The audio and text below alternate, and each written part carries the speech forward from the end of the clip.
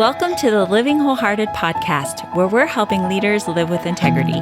Whether you're a mom or a CEO, you're a leader, and how you lead matters. Welcome back to the Living Wholehearted podcast. I'm Tara. This is Jeff. And we're going to unpack a little bit more around conflict and the core values index. If you have not listened to the first 3 episodes around the core values index, you're going to want to listen to those before jumping into conflict. We're going to get a little more practical around all of our conflict strategies. There are other assessments out there that really focus in on the dark side, really, of all of us. And there's some great tools out there. But one of the things that we really love about the Core Values Index is just how practical it gets. And it really gives us a chance to navigate not just who we are, but how we really enter into relationship to become the best of who we are and to help others be the best that they are. So we're going to talk about the conflict piece. Jeff, why don't you start out in just divining a little bit more around our conflict strategies? Yeah, I mean, our conflicts are, nobody loves conflict, although healthy people understand, and I say healthy people, those that understand that conflict is not necessarily something to be avoided, but it's a natural part of relationship and have learned to embrace a healthy load of conflict when it emerges and know how to move through it. And know how to move through it, right? Conflict comes from, and the CVI is so practical in this, it simply comes from when our primary core values or whatever our strongest core values might be are not being honored. It's really that simple to take a conflict and to look back and to trace it, and you're going to find the roots of it are likely that a primary core value in you was not being honored by someone else, or vice versa. You see someone conflicting and showing one of the 4 conflict strategies. You might be the one adding to that or creating that conflict for them by not honoring one of their primary core values. The beauty of this tool is that it simplifies conflict under a framework that we already believe in and have seen so much value in, and that in that simplification of conflict, when everything is falling away and out of order and crazy and feels like what's going on here, isn't everybody looking for a footing, something they can hold on to get back to center, back to the best of who they are, back to being on the same page? And this tool really does that well. So the origins of conflict from the CVI's perspective, it really hits the mark. It begins when a person is sensing with anxiety that they have in their body some form of anxiety, and different people based on a lot of factors feel anxiety differently. But anxiety in this frame is kind of like God's warning system. I mean, that's how we view it from that perspective, and it triggers something that tells us that you're about to go to the dark side, and instead of being the best of who you are in your core value, whichever one you're in, and that happens to be being violated right now, you're going to try to get your needs met in an unhealthy way. Talk about that anxiety piece from a clinical side. Yeah, and I unpack this a little bit more in the book, Encourage, Being Daughters Rooted in Grace, and trying to help us understand, again, God's design in the neuroscience. We use the term flipping the lid from Dr. Siegel, who's a really a well-known neuropsychologist, and he's brought enormous amount of research to us. But what we understand is that warning system you're talking about that God designed in us helps us be aware that we're going to be moving now from integration of both our cognitive and emotional brains as adults to a lid flipping. We've now lost all the blood from our cognitive frontal lobe, and it has now gone back to the amygdala, which is our fight, flight, or freeze part of our brain. And we are now acting like a little kid. It also helps us understand that kids act like little kids because their brains aren't fully developed until almost the mid-20s. So that cognitive part of their brain is still growing. So a lot of the way that they're doing conflict in life is like kids because it's highly emotional and sensory oriented. But flipping our lids is when we haven't paid attention to that anxiety you're talking about. We ignore it. We don't know. We haven't learned maybe in our lifetime to even pay attention to our bodies and that anxiety. And so we use a number system in our home and in our coaching and in our counseling practices to say, hey, 1 to 10, where's your anxiety? 1 is I am at peace and I am laying on a beach with a drink in my hand and nobody's asking for anything from me. I'm at peace. And 10 is I am stuck in traffic and I am a half hour late for the biggest interview that I've had in my life. And I have no control. I'm stuck and my body is firing off all over and I've got sweaty armpits. It's way past. So 1 to 10, the lid is flipped at about 5. It's starting to flip. Yeah. And that awareness, as we build awareness of knowing when our anxiety is rising, the more that we can ask for help, we can say, God, help me in this. We can use our tools. We can go to other people. It's a lot of what we're doing on the mental health side is really learning how to calm down that brain that has learned to flip its lid again and again and again. The CVI gives us a real direct awareness of what actually causes us to flip our lid the most. And based on our CVIs, as well as our stories, those are going to collide and trigger us. And then it does provide very practical tools for us to help calm our lids, if you will, back to a center. And that's the shifting that we'll talk about here. But anxiety shows up first. That's the first thing. And so if people can learn, and I remember for myself, this was like almost foreign language to me. I remember you asking me the question earlier on in our marriage. And this became like really clear to you. Hey, where do you hold anxiety? Like anxiety shows up in the body. And I was like, wow, what are you talking about? and I will say from a gender perspective, there are exceptions to this for sure, but mostly males typically are not as in tune with their bodies as females. There's reasons for that because of all of the way we're made and carrying babies and lots of different ways that we have to pay attention. Right. And there are exceptions to that statement that I just made, but I was clearly one of those cases where it was like I have no idea what you're talking about, anxiety in my body, and then you pointed out to my clenched jaw that I get when I could see it. Get stressed, and it shows on my face. And the other thing that I did, which was to roll my fingers and kind of crack my knuckles just with one hand like that. And I could not deny it. I started noticing myself doing that whenever I felt that anxiety showing up in me.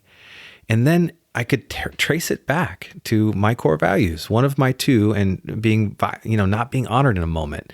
My merchant, feeling like somebody had maybe second guessed my intentions.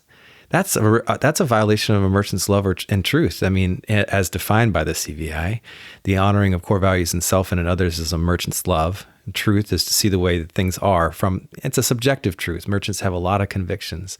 But if you want to really hurt a merchant or begin to trigger anxiety that leads them to their conflict strategy of manipulation, that's a way of doing it. Second guessing their motives, calling them out, not thinking of them as with the best in mind. They're so relationally wired that just hurts. So their core value conflict strategy is manipulation, I heard you say. I did say that. And but anxiety shows up first in the body for that person. So if we want to run with the merchant one first, we'll do that, right?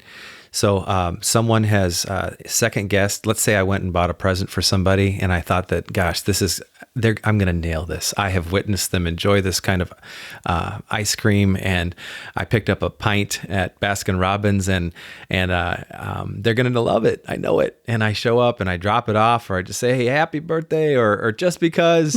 And they look at me and their response is, thanks. Like in my mind, immediately anxiety would show up for me as a merchant in that moment, because I'm a high merchant. I'm 25 merchant.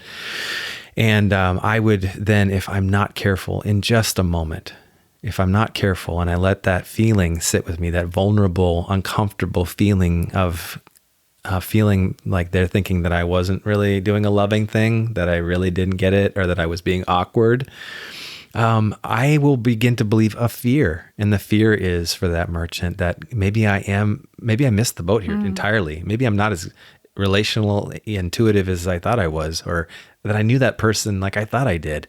Oh my gosh. Or maybe on the truth side, maybe I don't know what I'm talking about here. I thought I spent a lot of time thinking about why this person is like this and that, and so on and so forth. And that fear, that shift from anxiety to fear is like, we're talking just a couple seconds. and it happens in my mind and my heart, and maybe the anxiety shows up in my body with that clenched jaw or that hand knuckle maneuver that I do. And if I go to that fear space, it's a shortcut. It is going to happen where I'm going to try to find myself trying to manipulate that situation, that person, to escape that vulnerable feeling and get out of there, help doing whatever I need to do relationally, intuitive wise, to get them to think of me as that loving person, as the person that does have that strong convictions in truth. But and that is the spectrum for manipulation is very wide because merchants are so relationally intuitive. They're really good at getting out of those situations when they feel that anxiety and uncomfortableness of their love and truth being violated, That's whether on purpose or an not. unhealthy merchant. And I just have to say that about each of these core values, because the healthier, more aware, and the best, when you can stay in the best of who you are, That's or right. learn to shift, Yeah. you don't have to manipulate. But that's when people start wanting to talk about sin and the sin side of us. That's where we're doing our best sinning, right there, right? In our manipulation. Yeah. But the best of a merchant can step back and own things, can say, yep, I did that, or I did not mean to do that for you, but I did do it, and will you forgive me? Yeah. But that manipulator says, I'm not going to own that because that's not who I am, and you misjudged me, and now I'm going to silently make you pay emotionally. So it might look like I'm in the kitchen slamming cabinets, but I never tell you the truth that you hurt my feelings, but I'm going to make you feel like I hurt you and I are in conflict. Or it might look like you can't handle the truth, so I'm going to tell you the truth. And because I'm a merchant, I can use words to lift up and I can use words to tear down. And now you're going to get the tear down. Yeah. Is that fair? Yeah. I mean, a merchant's manipulative strategy, conflict strategy is really creative. Remember, silent treatment. They're creative, right? Yeah. And how they can do this. The bottom line is that they want to get in the worst of who they are when they go to that space, when they want to get out of it, and they use their gifts essentially to get their core value needs met in an unhealthy way. All right. And maybe we should talk about the next core value and their conflict strategy. So Okay. how about Innovator? Go ahead. Oh, you want me to do Innovator? Okay. So the best of the Innovator is the wisdom and the compassion. And so when an Innovator isn't feeling or isn't seeing that their core values are being honored, that their wisdom isn't valued, maybe they feel like they're being seen as a fool instead of as a wise person, or their compassion is being violated, which basically just means you're not giving me the time and space to put the data together. Instead of being able to be curious and hold the gray, you're wanting a definitive answer and you want it now. Those are things that will make an innovator's anxiety go up and move into fear, which is at number 8, 9, and 10 in our body. And the dark side looks like an interrogator. So the best of an innovator asks good questions. That's what we do. We're great question askers. We're inquisitive. The worst, the dark side, is we use those questions to belittle, to make people feel small, dumb. And so the same question could be a matter of tone with my conflict strategy as an interrogator. I might say, hey, Jeff, what are you doing over there? And that's a curiosity. Hey, what are you doing? What project are you up to? Or I can say, hey, Jeff, what are you doing? Same question, different tone. And body language is enormous when it comes to our conflict strategies. And really, the better you know me, the more that those tones are a little sly. I really liked the first one. You did. And for a while there, I wasn't even allowed to ask that question to Jeff because I couldn't distinguish. He and I couldn't distinguish between which one I was in. And I'm like, I'm just asking. So we Practice really has helped. Yeah, we reframed that question. I try not to ask, what are you doing? Especially because he's a builder. So anything else you want to say about the innovator before we move to builder? Yeah, you've described it as an interrogator. Well, the interrogation is the conflict strategy officially of the innovator. It is, I need to get my wisdom heard. You're going to hear it in the dark side. You're going to come around to my solution. Okay, let me time out right there. Yeah. You just corrected me. So in the best of my innovator, I can hold that because I go, hey, thank you. The worst of me, if I really wasn't comfortable with that, could feel like you just made me a fool on this podcast No. because you corrected me. Well, no, I'm Yeah. just saying I get you. as an example in real time. And so internally, I'm having to be able to have that dialogue to be like, no, that was an awesome contribution. Thank you for that. He wasn't taking a pot shot at Yeah, me. that had nothing to do about me or my wisdom. It just had to do with the fact that you corrected something and I didn't hear that. So thank you. Yeah, So the you're best welcome. of my innovator says, thank you for that. You stayed in the best of your Exactly. That's but actually it's a small little shift right that's there. actually just like a really important point before we go on to the Thank other you. two core values. You're welcome. Look at that. The wisdom contributors going off. That's it. Is that the CVI, particularly as a tool, allows us to take things as they are and not personally when they're not meant to be personal. Remember that in that situation, it's a perfect example. Tara could have taken that personally, but she chose to believe that I wasn't taking a pot shot. I was just Not at all. wanting you to be accurate in that, in the definition, and there are times, sure, there's going to be times, and motive is everything in this tool, when I am taking a pot shot. I am in the dark spot. I am using my conflict strategies of manipulation or intimidation, which is the one that shows up more for us, to get what I want in an unhealthy way. But for the most part, when you can think about the other person and where they're coming from and why they might be coming from that space, it allows us to not take things personally, which is so freeing in relationship when we actually know where a person's hardwiring is and generally where they're coming from. So let me move to builder.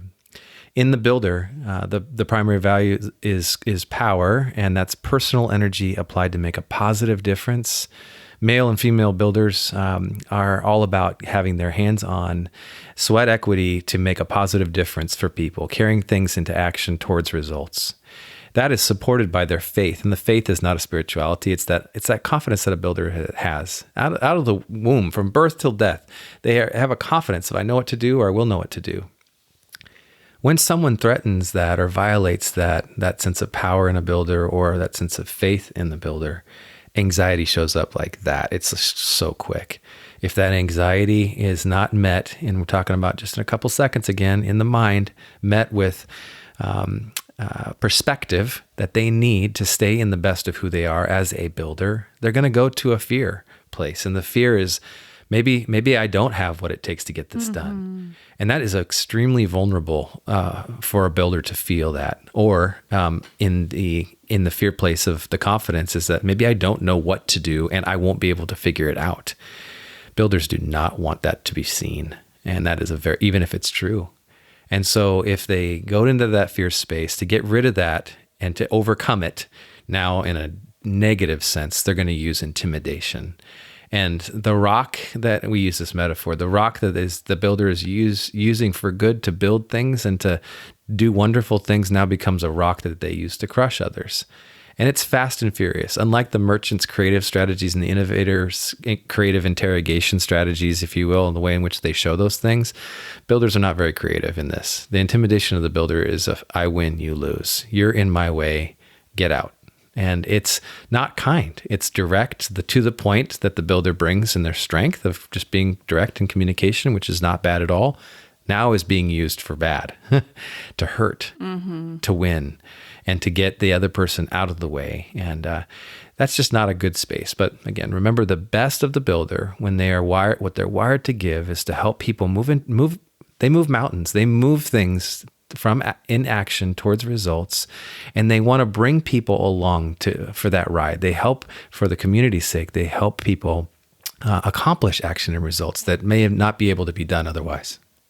Can I just add that you really can't make a builder do something they don't want to do or to stop doing something they don't want to do. So sometimes I've learned, let's not think to the extreme, but just more in normal, ordinary relationships. When, Jeff, you're in the middle of a project and I maybe wasn't invited into the dialogue, which doesn't happen as much as it did in our early marriage. But if I'm like, wait a minute, what are you doing? Wait. Is there a wisdom path where we're going to miss, or are we going to get to the end and have to do it again? Those are things that an innovator doesn't want to do. So I've learned to maybe just say, hey, are you open to talking about this, or are you already on your builder path? And you will tell me. I'm already going and I'm going to finish. And at that point, for me to not go into conflict strategy is to step back and to trust the process that you're going to finish it. And sometimes it actually is good that you finished it. And sometimes, okay. Well, I hope more times than not. Yes, but I mean, that's, oh gosh, edit this. No, I'm kidding. So there's that piece of sometimes, Yes. That's just human, right? That's Sometimes, right. And then there's other times when we're like, darn it, we should have talked about that earlier, but I didn't take the time. I didn't use my words. Yep. This is just real life. And so we have to both show each other grace to say, yep, we didn't do that well. But to avoid that conflict right there, I could interrupt you, hammer with you with a bunch of questions, which I can be known to do. And then that just takes us sideways. It can. So for one of us to be able to communicate or ask a clarifying question, and then to be able to step back and say, okay, I'm going to let you finish this, and then we'll talk about it. Yeah, unless it's an emergency of some sort that I'm not seeing, or the other, that's the extreme. Yeah, in the general sense, you bet. In the general sense, and I do well, and we've learned in our rhythm, as you're a high, profound innovator, so you're very high in number there. I'm a high builder. That to come to you before I set out on building stuff, whatever it might be, to get your feedback and ideas, that you're going to see things that I'm not seeing. And that has been a wonderful, practical way that we can complement one another. Yeah, when we don't go to conflict. I'll give you a very, very ordinary conflict for us. It's super, probably everyone could relate to. But you're in the middle of getting a text out, and you're talking it out on your phone on the voice piece, and I'm interjecting, did you remember that? Did you remember that? Did you remember that? And you say... Autocorrect is populating your words with my text. And you say very kindly, most of the time, let me finish my text first. And in my mind, I have to think, okay, what if he misses those points? Oh, well, it's so lame, but those moments can blow up into major hurts. So we have one more to do. Our bankers. So let's talk about our bankers.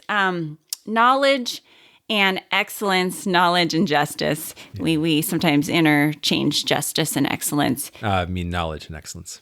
Knowledge and excellence. You're loving correcting me, aren't you? There we go. So the fear for a banker, the fear is that maybe I don't have the knowledge and the facts correct. So that's why they're they need that time to make sure that things are put into place and they've done the research before they actually speak and share. But when they actually share it and it's not being honored, that anxiety can come up. Or when justice isn't being honored, and there is something very unfair happening right now, the resources are not being provided to everyone in the room. It can be as small as the little kid who is trying to share the cookie and it was split and it was not even. And that anxiety is going to go up for that banker all the way up to a business meeting, and there's projects being delegated out, and that banker is noticing there are people being missed in the room, or people that weren't heard in their contribution or even recognized in their contribution to a project.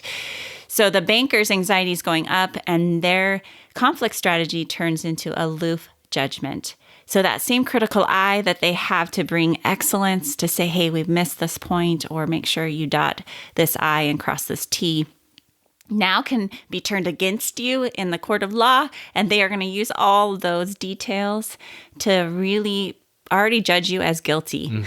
And they're maybe not even going to tell you. They're going to might be all in their head, right? That's that aloof pull back. You see them even in their bodies. You can see it in their facial expressions. They are leaving the room, and they're no longer going to offer their contribution and their knowledge and justice. And that protective conflict strategy that's unhealthy ends up looking like I'm pulling away, and I'm going silent, and I am judging you in my head, and I'm not going to talk about it.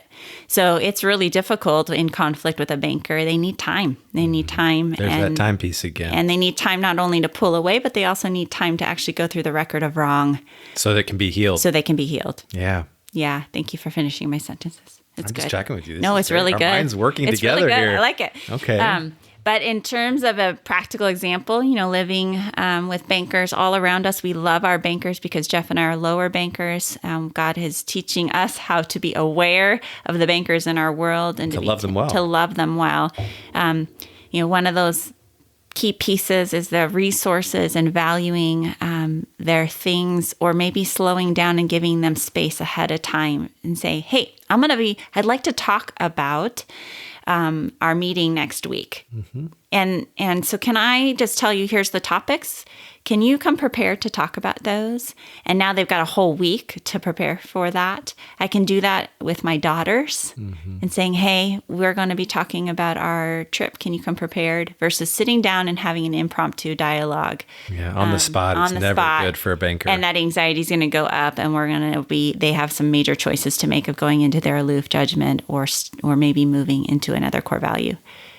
Let's talk. We've got a little bit of time to talk about the shift. So the choices that we make in conflict, and then we'll wrap this up. Yeah, the shift is the key. It's the key for a person to stay in the best of who they are from their primary core values. So for example, again, I'm a merchant builder, and let's just say that I'm in builder, and I'm sensing that someone is trying to slow me down when I am trying to just finish up, the one thing that I'm focused on right now. Or they're trying to add things to my list and interrupt me while I am trying to concentrate on that one thing to get it done. Because builders really love to check things off the list one at a time, and they can get a ton of things done. And that feels really good to a builder in a given day. So I'm being interrupted, right? And I'm being interrupted in the moment. I sense anxiety in my body, and that shows up for me in that clenching of my jaw and the cracking of my hand as I roll my fingers and into a fist. I've got just a couple seconds to make a key distinction, and that's a shift that I need to make. I cannot solve this problem in builder because I'm beginning to feel that conflict in that core value.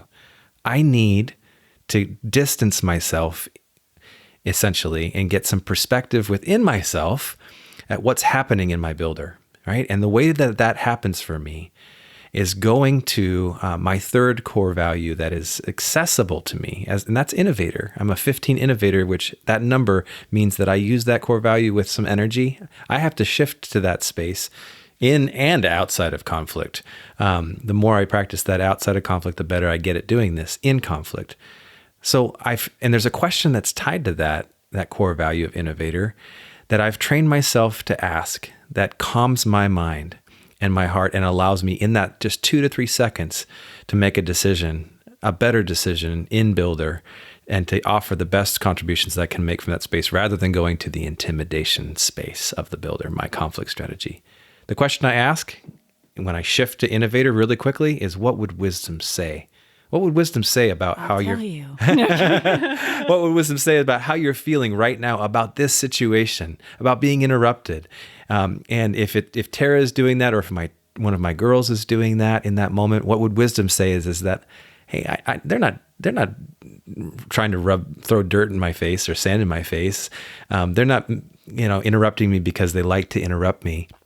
They just want my attention, and I don't have to take that as personally. I can choose. What would wisdom say is that they're not doing that. They're just asking a question. So try to answer their question if you can, or you can say, I can't talk with you right now, but here's when I can talk with you, right? And what's happening there is that instead of my lid flipping all the way open, it actually is going back and calming down. And I am able to stay in the best of who I am in builder, in a moment, be to the point and direct.